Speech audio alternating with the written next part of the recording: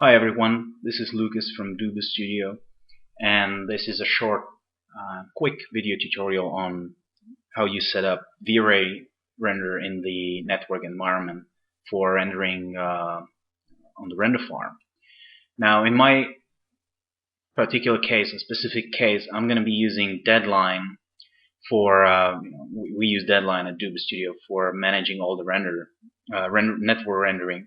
But obviously, this setup is going to be just as viable for Backburner or any other render management software you're going to be using. So the reason why I'm talking about V-Ray is because it needs or requires some specific setup in order to make it work properly on a render farm in a network environment. Now, the reason for that is because V-Ray comes with a few additional files, especially the DLLs, that you need to account for. Obviously, the first thing you're going to need is to install V-Ray on your workstation, which is this machine here. This is a remote desktop session, so don't worry about the lag or the lack of polish that you're seeing. I'm remotely logged into my workstation at work at the studio. So obviously I've already installed V-Ray, and the first thing it does is it installs, by default, it installs into the 3ds Max root folder, be it 2011, 2010, whatever version you have. So first thing you're gonna need in order to make the network rendering as streamlined and flawless as possible is that you have to, or you should, either use a centralized plugin repository, which is probably what most people are going to be using because it's the simplest and easiest way to manage your plugins and scripts on a network on a number of machines. In my case, however, as you might have noticed, I have a slightly different setup. I have a local distributed storage, which I have to take care of when dealing with synchronizing folders and updating plugins or script versions, etc., etc. But this is my concrete and particular setup at Duba Studio, which I don't necessarily recommend for everyone. It really depends on what your needs are and what you expect from your plugins and scripts repository and distribution. So for my needs, I need, or don't specifically need, but I want a local copy of plugins and scripts on all of my machines on the network, and I take care via some scripting and Deadline, using Deadline. I take care of the synchronizing and keeping everything up to date.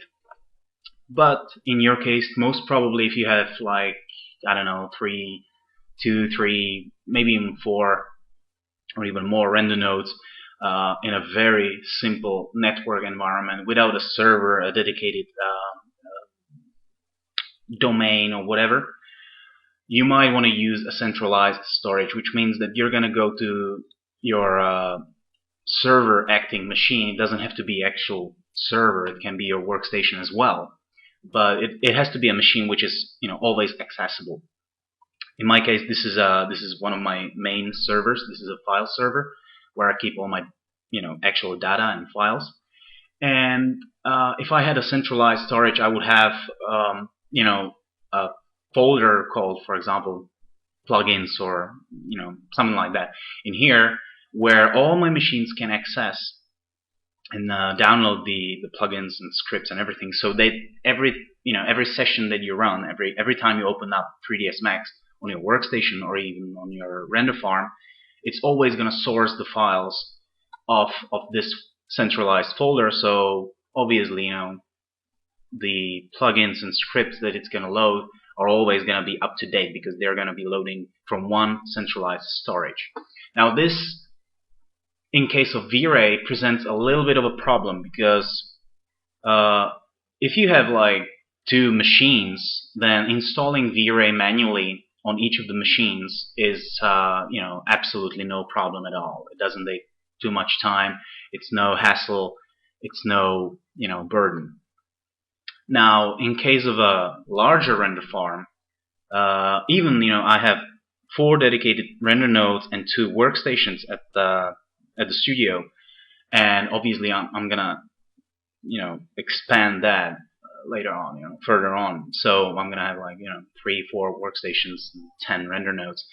In such case, it becomes a little problematic to a little bit annoying to having to manually log in to every single one of the machines and manually installing VRay or any other plugin. This applies for any other plugin as well. So having a centralized storage where all the 3ds Max installations will be looking at, downloading all the scripts and plugins at once is always a good idea. Alright, so first thing you're gonna need is you're gonna need to manually install VRay on your workstation, obviously, and after you install that, I've obviously done that. I'm not gonna do it again, but after you've installed that, the installer is cool enough to provide you a log with all the files and paths where all the files have been stored, so you can go and find the files manually and place them elsewhere. So some of the files have been placed in the plugins folder, which in my case is empty, but you're probably gonna see this after installing VRay in your plugins folder. A folder called VRay plugins, and then 2 of the plugins here. Now you're gonna take the files, all of these, and place them in your centralized storage, which, for example, is this VRay folder, which can be placed on your server or anywhere where it's accessible all the time for all the machines. Okay. Now, the problem with VRay is that it comes with a specific DLL, especially the VRay 2011 or 2011, whatever version, DLL, which needs to be loaded every time 3ds Max is being loaded. Now, this is a problem on network render nodes, because if you move the file elsewhere and you fire up 3ds Max, it's not going to find the file in the startup directory, which is one of the first folders it's going to look into. The next few folders it's going to look for is actually in the path variable. Alright, which you can see that I've already put the specific file path on my workstation. Okay, so what you need to do in order to register the DLLs is obviously you're gonna have to put this file path, or whatever file path you put your DLLs in. You're gonna have to put that into your path system variable. Okay, so first things first, you move the plugins into your centralized folder. You also move all the DLLs into your centralized folder on your server or whatever machine. And before you do anything with the paths or whatever, you have to make sure that you're going to be using the files in this specific folder. So I've created a VRay render ini, which is going to be used for my rendering when Deadline fires up the 3ds Max session, and I also have VRay Interactive, which are only installed on my workstations. I don't need an interactive license on the render nodes. So I created this VRay render ini, where I put these 2 file paths that lead to the plugin folders, which is VRay plugins and this folder itself. Okay, so you need to have this ini file somewhere, stored. The best location would be obviously in the same centralized folder as the plugins themselves. So that's why I put it here. Now the next thing is you need to guide 3ds Max towards this ini so that it includes all the file paths when 3ds Max is being executed. There are several ways to do that. The first thing, or the most obvious one, is putting the path into the plugin ini, which works very well for both the interactive session as well as the rendering session. But then again, you will have to keep up to date the plugin ini file itself on all the machines. So once again, if you have like 50 machines, this is a little bit of a pain. You can script or automate this task, but then again, if you're fighting UAC, for example, or general user privileges, you might not be able to write directly into the program files folder.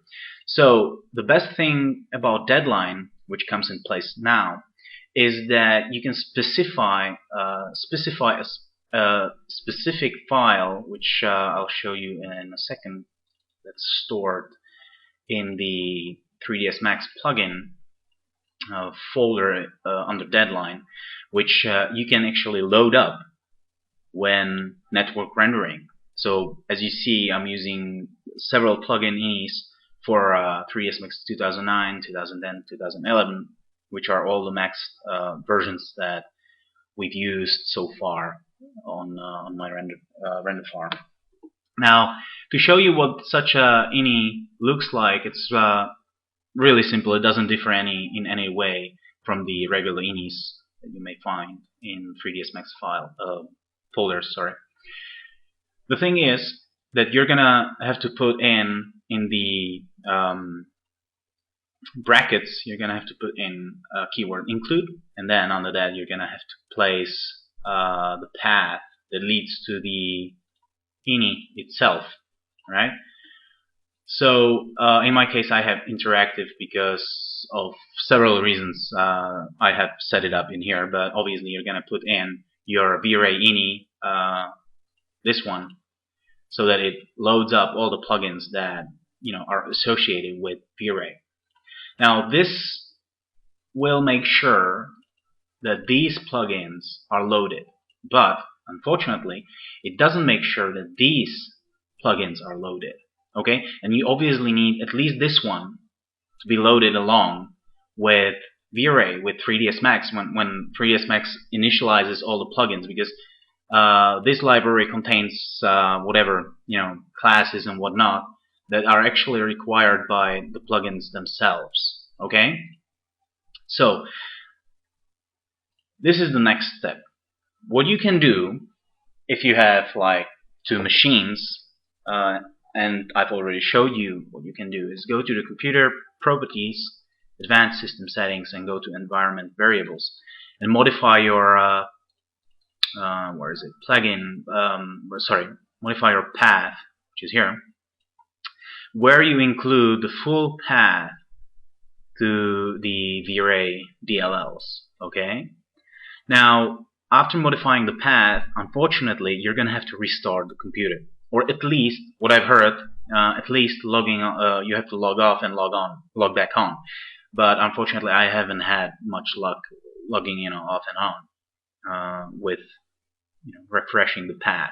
So Max didn't recognize it, and I had to restart the computer, which is a bit of a problem because obviously your network computers are always on. You don't want to restart. You don't want to do anything fancy with them. So luckily for us, there is a solution using Deadline again, but you're going to have to script a little bit in Python, which I'm going to show you right now. You have, under the 3ds Max plugin in Deadline, you can place in a preload.py, which is a Python script, which unfortunately I don't have. Let me open it up in my local computer's text editor.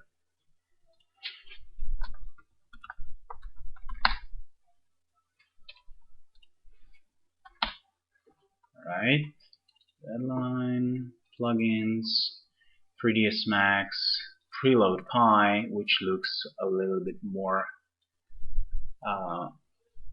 better. Now this file, what it does, it it can be used for setting up your environment. It can be used for synchronizing folders, which is what I'm using it for. It can be used for various other things and tasks prior to actually executing the render job. So this means that you can, again, what I'm using it for distributing the plugins and synchronizing the folders using deadlines methods, as well as you can see here, I'm adding the DLL path or leading to the V-Ray DLLs to the path variable. This is the function or method that's built in Deadline that can, what it does is within the session, it's going to load up and add, the path. Whatever path you put in, it's going to add to the system path variable. So this means that when 3ds Max fires up, it already sees, this path. It sees, it goes through all the paths that are set in the variable, and since one of them is going to be where the V-Ray DLLs are, based, it's going to load up the V-Ray DLL, and then it's going to load up the plugins as well. So it's not going to crash. It's not going to cause errors. And this way you can make sure that if you upgrade V-Ray or if you change versions or whatever, you can simply just change the path here in this little script, and it's always gonna load up the latest version or the version you set up. Okay, so once again, just to recap, 2 things you need to do. Once you put all the V-Ray files into a centralized folder, you need to create a V-Ray ini file which points to the plugins. That's the first thing you have to do. Then using Deadline, I'm not sure about Backburner. I really don't know how Backburner works. I've used it just a very few times, but never on a more advanced level, so I don't know if you can load up different plugin inis or whatever. If you can, then in that case you're gonna have to put the path or include the inis, the V-Ray inis, in your plugin ini file, which is somewhere here. Just a second. Yeah, here. Okay, so this way you make sure that every time 3ds Max opens up, including the command line, the used for net rendering, it reads the plugin ini, and thus, it's going to read and include all your inis, you have set up somewhere. Or you can skip the ini altogether and just copy these paths, the directories keyword with the paths directly into plugin ini. Okay, this way it's going to load up the plugins here. Now the second thing, as I just explained, is using the preload pi for Deadline. Again, if you don't have Deadline, you're going to have to manually put the path to V-Ray DLLs into your system path variable, which is here. I have this one set up on my workstations only, not on the render nodes, because I rarely touch render nodes. I set up everything using Deadline and scripting, so this is only set up on the workstations. Obviously, I'm putting in the interactive version of V-Ray because it's loading up, using the license model that Chaos Group provides.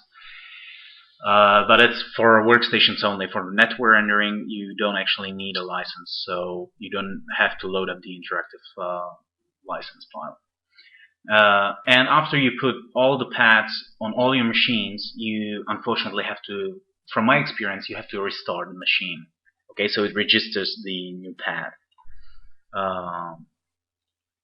If you have Deadline, however, let me recap. Create a preload pi file. Let me just open it up here, and put in a very simple line, which basically what you need to do is your preload pi might look like this. You definitely have to include the def main args. Okay, that's mandatory for Deadline. And under that, you're gonna have to place add path, I believe the function is add to path. Sorry, add to path, and you're gonna have to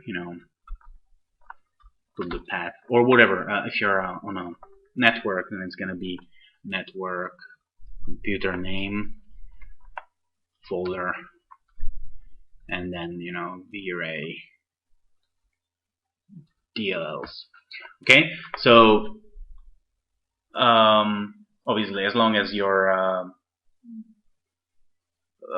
as long as the path looks something like that. This is the UNC name of the computer, of the server, or whatever computer you have on your network.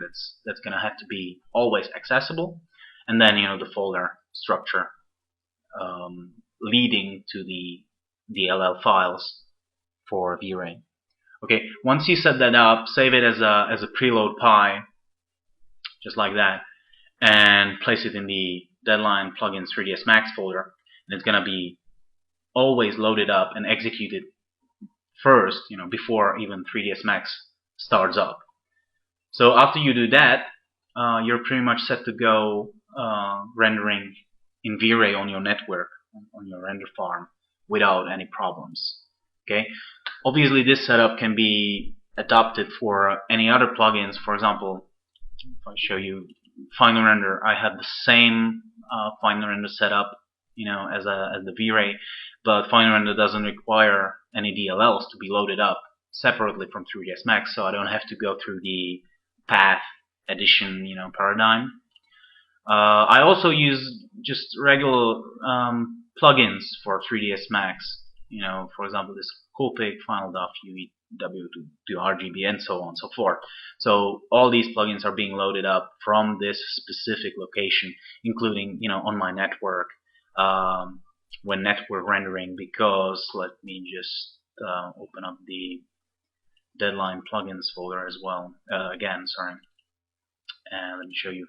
This is where the magic happens. I have this 3ds Max 2011 plugins ini, where I put all my directories, which are the specific directories that I've set up in my studio, so that 3ds Max sessions always look up these folders and load up all the plugins it finds in these folders, including user macros, including scripts, etc., etc., etc., and these inis as well. Okay, so this is just a reminder or a quick look at how you can set up a centralized plugin repository, for your general usage on a network, for network rendering, or even using for actual work on your workstation. And again, you don't have to necessarily have a specialized dedicated server. You can host these files anywhere pretty much. You can host them on your workstation. You can host them on your let's say the NAS solutions. If you buy the network attached storage machines, where you can place several hard drives, and you can load up these files in there, so this machine is always on and always available to all the machines on your network. You can place the plugins and scripts in there and have them loaded up every time you fire up 3ds Max or any other software. Because obviously I have this set up for Nuke as well, Motion Builder, and any other software. So I hope this helps, and I hope this quick tutorial was useful. If anything, just drop me a line below in the comment section and let me know what you think or what you want to know. And in the meantime, take care. Thank you for watching.